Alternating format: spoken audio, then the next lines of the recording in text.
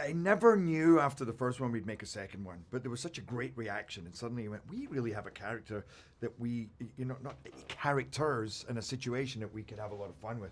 The second one, we went in a whole different direction, and that was a big success too. And then you thought, well, where else can we take it? Because I totally get the joke of what Tokyo has fallen, Paris has fallen, but what if the angel himself, the guardian angel, has fallen? And then it's a much kind of deeper, more personal journey.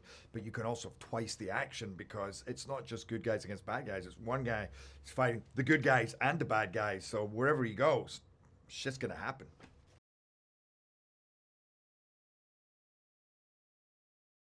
Each film has been different. In their tone and their idea, and that's always been we always kind of that, well, if we're going to make another one, where can we take it rather than just a repeat of the first one. So this one I feel like is a much more personal, involved, emotional. Now you're climbing into the vulnerabilities of Banning and seeing the struggles that he has. And then it's now domestic terrorism. There's a lot more current themes. It's a lot more believable and grounded. But then again, it's like The Fugitive. It has bits of Bourne, The Fugitive, even Superman 3, when suddenly it's like he's the villain and the whole world's against him because they all know who he is, this national hero who people go, were we so wrong? Is this? And for him to be having to deal with that, knowing that, oh God, how could they lose their trust in me so easily? And then have to get to the bottom of it when he can't go anywhere without people going, it's like, what's that movie where they all scream when the I don't know. It's an old movie and they go, Donald Sutherland, but Invasion of the Body Snatchers. I kind of felt a bit of that too.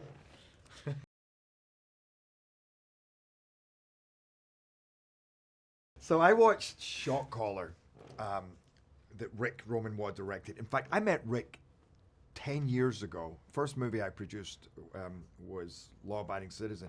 I interviewed Ric, and I loved him. I loved his ideas. But he hadn't really done much, and it was just a bit of a gamble. But we clicked. We always said, we're going to work together. And Ric said to me once, you and I are going to make a movie. It's going to be The Searchers, John Wayne's. They're going to remember it for generations. So I watched his prison movie, Shot Caller, and I came out of there like shaking. And I called him up and I said, you mentioned the word three, like 3 generations. What about doing The Third Has Fallen? There was a pause, and he's like, okay, what are we talking about? I sent him a script, and that basically that weekend kept emailing him saying, what about this? And he had a look and he went, you know what, let's do this, let's ground it, let's make it really gritty and emotional and powerful and character driven.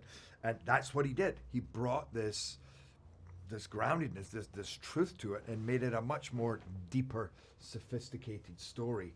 But yet at the same time, he's a stunt guy, and that's what his world is. But he's a stunt guy who thinks on the deepest level. It's all about the subtleties of relationships, and not scared to go there. So we would just sit and talk about themes and what I've been through in my life, what he's been through in his life, the people that he knows, and he's very connected with people and with a lot of soldiers, a lot of special forces, and he goes into their minds so deeply and their pain and their struggles and their wins, and so that you really feel that in this movie. You have a fun ride, but it's very touching as well.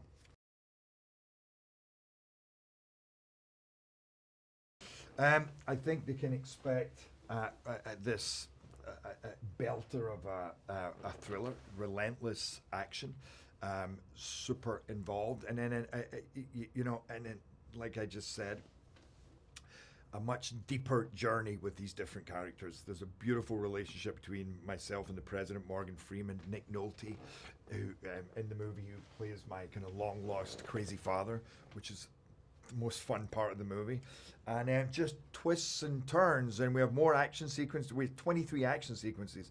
That's twice as many as we had in London. So I think you get more personality and more action.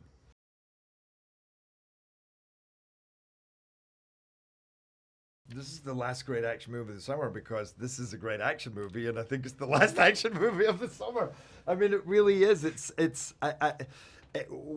been a fun summer of big Marvel movies, but they're comic book movies, and now a chance to see. It was like when Olympus came out it surprised everybody, I think, because even though it was a bit insane, there was still this kind of groundedness in the insanity. This is even more grounded, but I feel like it's going to take people by surprise. That's what I'm hearing, everybody that comes in. Because you think a third one, yeah, it's going to be... But everybody that's coming in is like, dude, I love this. I love this. And I think we had a lot of courage in this. We took a gamble in the direction that we took it in, going for, like I say, a deeper, more interesting story rather than just let's blow up another city, you know.